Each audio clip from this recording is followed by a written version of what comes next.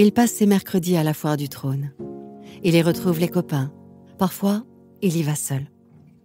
Il aime se perdre dans la foule, se noyer dans les bruits, les couleurs. La barbe à papa, les écriteaux qui clignotent. Un lieu dédié au plaisir et à la fête. Ça lui plaît, cette légèreté. Un jour, il a 12 ans. Au milieu du vacarme des attractions, il perçoit un son. Net et cadencé comme un métronome. Un tic-tac qui l'appelle. Il cherche, il voit. Une silhouette. Elle s'éloigne déjà, il presse le pas. Il ne sait pas qui c'est, ni pourquoi il fait cela, mais il la suit. La silhouette qui l'attire, c'est une femme. Elle est plutôt massive. Son dos, le chignon qui révèle sa nuque, ses ongles vernis de rouge. Elle est en noir tout entière, sauf ses jambes qui sont nues et musclées. Il découvre le galbe, la cambrure. Elle semble pencher vers l'avant et pour rester droite, elle projette ses épaules en arrière. Elle marche ainsi, attentive à son propre équilibre. Elle s'enfonce dans les couloirs obscurs des baraquements, vers une activité certainement interdite. Il faut qu'il soit discret. Il retient son souffle. Il entend son cœur battre. Ce qui le fascine, c'est le son qui provient du sol. Une partition lascive. La femme porte des souliers à talons vertigineux, aiguilles. Ils sont noirs et pointus. Cette apparition comme un fantasme, il ne l'oubliera pas. Il va dédier sa vie à créer des souliers, des escarpins très hauts, et leur semelle sera rouge comme le vernis à ongles et les bouches des femmes. Le petit garçon qui palpite dans les allées sombres d'une fête foraine à la poursuite d'une prostituée, c'est Christian Louboutin. Podcast Story. Sa famille l'envoie régulièrement là-bas. Comme ça, ils sont tranquilles et en plus, il semble aimer l'endroit. Le jeune Christian se promène seul dans le palais de la Porte Dorée. Il habite à côté. À cette époque, dans les années 70, on le nomme encore Musée des arts océaniens et africains. Ici, il est au calme, loin des piaillements de ses sœurs. Il a 12 ans. Il découvre qu'il peut penser par lui-même, laisser son esprit vagabonder au hasard des œuvres qui le saisissent. Il parcourt l'histoire des civilisations, le témoignage des colonies. Pour lui, ce sont des pays lointains, étrangers. Les masques, les totems, les mises en scène puissantes. Il s'imprègne de l'explosion des couleurs, de l'exotisme. Il ne le sait pas encore, mais ses pas hésitants, ses pas timides, sont en train d'ouvrir en lui une voie, une recherche de la légèreté, du fantasme. Un jour, à l'entrée d'une pièce, il s'arrête. Cette œuvre-là, il ne la comprend pas. C'est une pancarte. Dessus, un soulier de femme pointu, à talons hauts, barré de rouge. Un dessin des années 50. Il n'a jamais vu ce style de représentation stylisée. Pour lui, c'est un soulier qui n'existe pas. D'ailleurs, il est barré de rouge. C'est le signe d'un interdit. Ça, il le sait. Il découvrira plus tard qu'il s'agissait d'une simple signalétique interdisant le port de talons aiguilles dont l'embout, à l'époque, était fait en métal. Le but était de ne pas rayer le parquet des salles. En attendant, cette chose étrange, il se met à la dessiner. Il reproduit le soulier à talons hauts comme une pulsion. Il n'arrête pas. Il est entré dans une forme d'obsession, tant et si bien que rapidement, on l'identifie comme un spécialiste des chaussures. À Noël, à son anniversaire, au retour d'un voyage, ce qu'on lui offre a toujours trait aux souliers. C'est curieux, mais on pense lui faire plaisir. Il devient malgré lui un collectionneur de l'objet interdit. Et le destin commence comme ça, comme une lubie d'enfant, une toquade inexpliquée. Et pourtant, c'est précisément l'origine d'un succès fulgurant. Christian grandit dans le giron des femmes. Il a 3 sœurs. Lui, c'est le tout dernier. Avec elle, il a une différence d'âge conséquente puisqu'elles sont de 12 à 20 ans ses aînées. Elle le couve, elle l'entoure. À la maison, il s'imprègne d'une atmosphère toute féminine.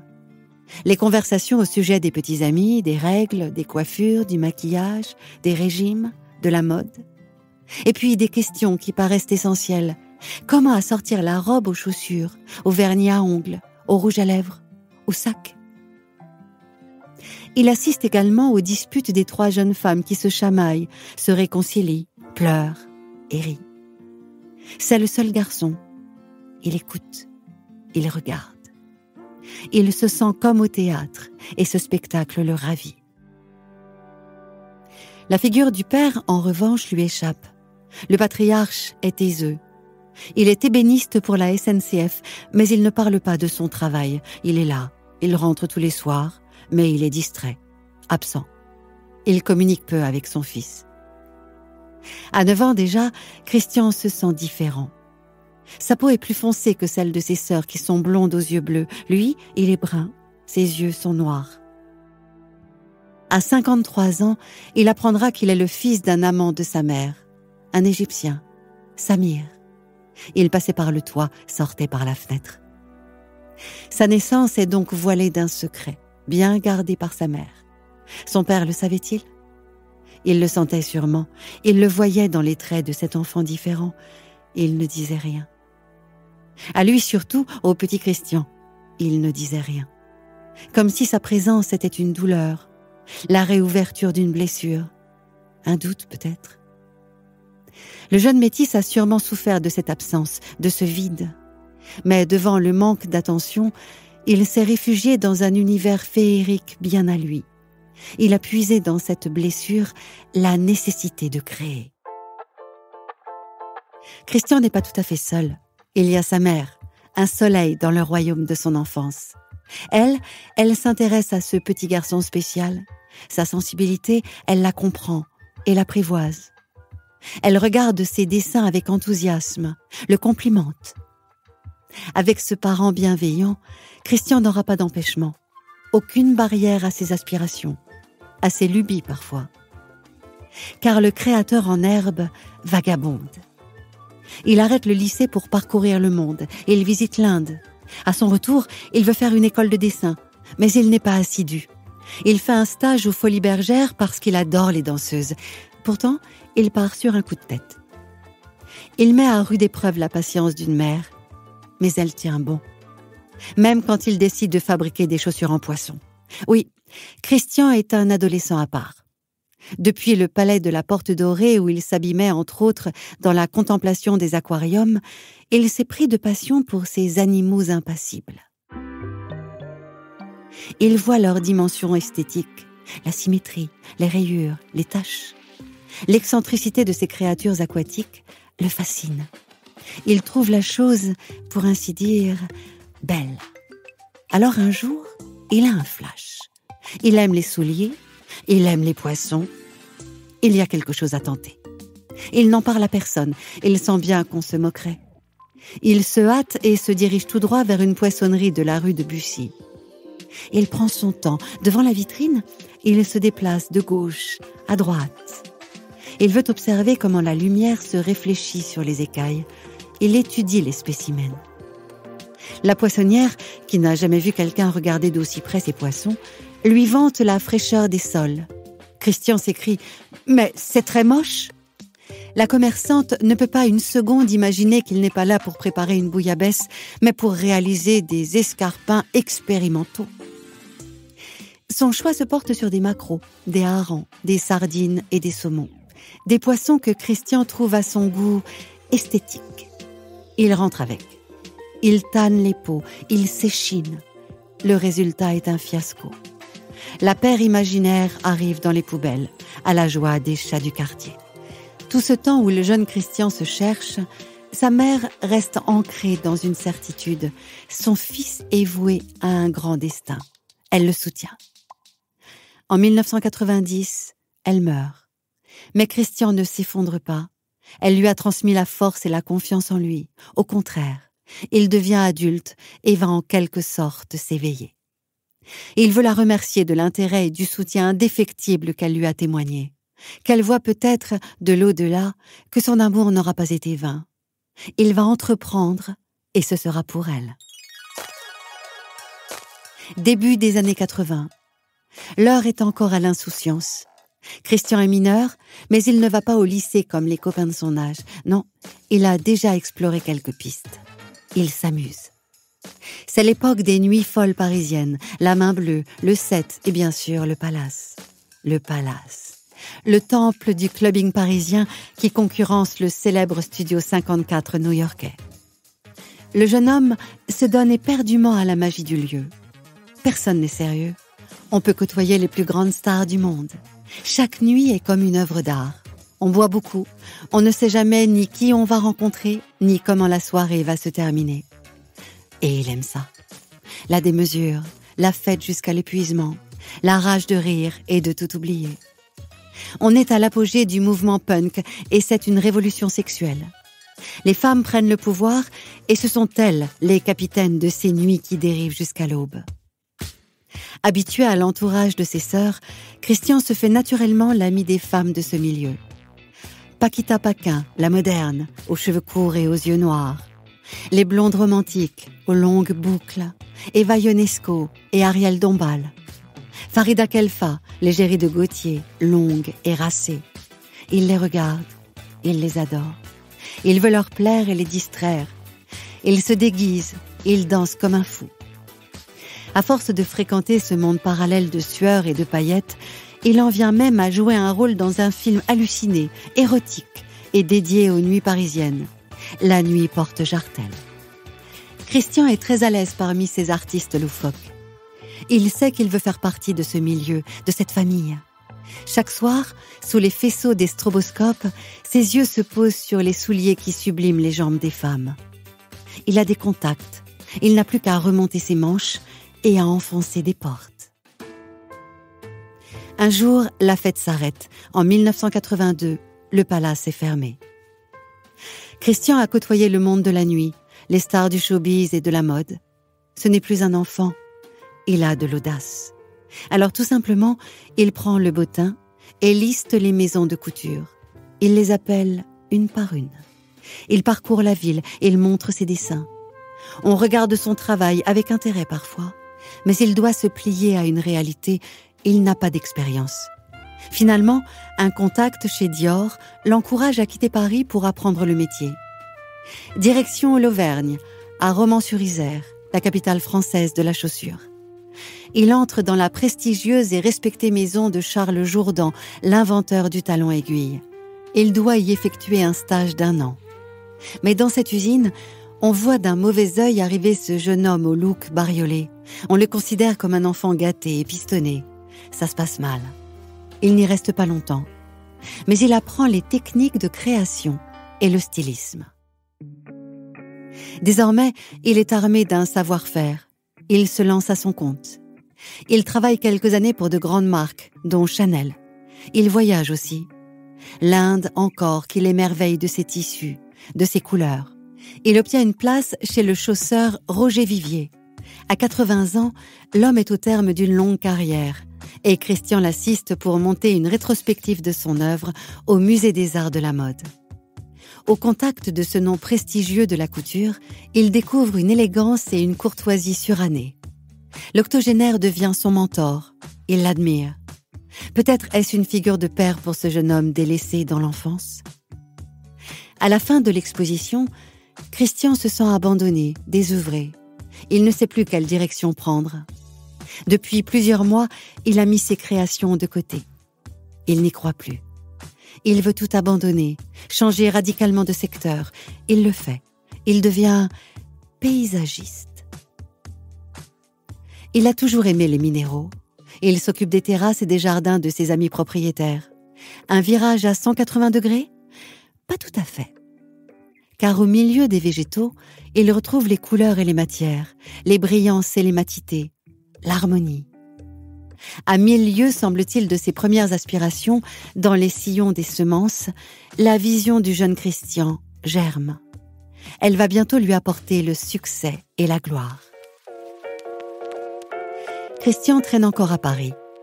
Un jour, dans une galerie, il rend visite à un ami qui ne comprend pas pourquoi il a abandonné les chaussures. C'est dommage, il semblait passionné. Et puis, il lui parle d'un local qui est libre. Tiens, juste là, au bout de l'allée. Il devrait le prendre. il devrait ouvrir sa propre boutique. Le hasard des rencontres, le caprice du destin. C'est aussi simple que ça. Un empire peut se créer sur une idée qui paraît même saugrenue sur le moment. D'ailleurs, Christian propose l'affaire à 2 amis d'enfance qui peuvent rassembler le capital de départ nécessaire. Ils sont partants. Voilà, il a 2 associés. Il peut tenter cette aventure. Depuis la pancarte de la Porte Dorée, celle qui a fait naître son obsession pour les souliers. Le créateur en herbe a produit un nombre impressionnant de dessins, des milliers. Il trouve une usine de fabrication. C'est parti. Il est inquiet, excité.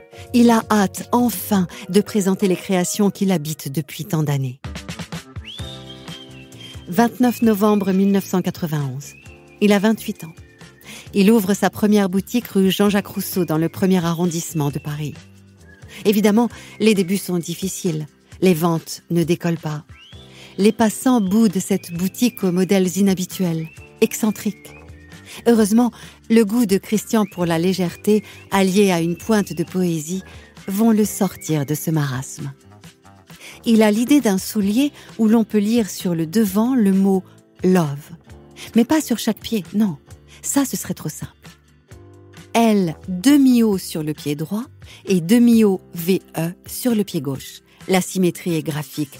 Et pour lire le message, on a besoin des 2 pieds réunis, des inséparables. Une idée toute simple et amusante, de la légèreté. Tout le monde en veut, ça marche. Cette petite paire lui vaut des parutions presse.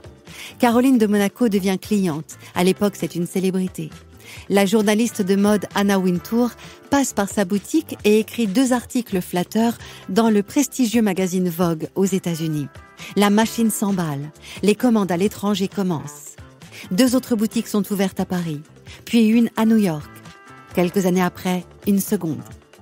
Sur l'enseigne de ces magasins, où désormais la meilleure clientèle se presse, on peut lire le nom de la marque qui est aussi celui de son créateur, Christian Louboutin. Et ce nom est en passe de devenir célèbre. Très célèbre. Un jour, Christian est en Italie dans une usine. Il contrôle la fabrication de ses souliers. À ce moment, il a dessiné une collection pop qui lui permet de laisser libre cours à son penchant pour la couleur et la fantaisie. Il discute des différentes étapes avec le directeur d'usine et lui montre ses dessins. Il les emporte toujours avec lui car il le répète, tout part d'un dessin. Mais là, il prend un modèle dans ses mains. Il va de l'objet au dessin, du dessin à l'objet. Il ne comprend pas. Le travail est pourtant conforme et même excellent. Quelque chose le gêne, sans qu'il arrive à se l'expliquer. Et puis, dans un éclair, il comprend. C'est la semelle. La semelle est noire, alors que tout le reste du soulier est multicolore. Ça jure, et surtout, quel manque de fantaisie. Et le problème va se rencontrer sur tous les modèles, puisqu'il s'agit d'une collection pop, donc à la gloire des teintes primaires, franches et joyeuses. Il regarde autour de lui. Il cherche une solution.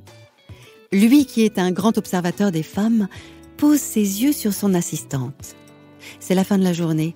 Elle a bientôt fini et elle a un rendez-vous juste après. Alors, sur un coin de table, à la hâte, elle peint ses ongles d'un vernis rouge. Bingo! À l'aide du tout petit pinceau, il recouvre la semelle de rouge. Ça rend plutôt bien. Il fait faire toutes les chaussures de la collection pop en semelle rouge. Ça pourrait être sa particularité. Il pourrait changer les couleurs des semelles à chaque collection, au gré de ses envies. Peu de temps après l'épisode italien, le créateur vend à sa boutique. Il discute avec une de ses clientes qui lui assène qu'elle ne porte jamais de couleur. Elle a horreur de ça. Elle aime le style simple et classique. Il lui fait remarquer que ses ongles sont rouges, que ses lèvres sont rouges.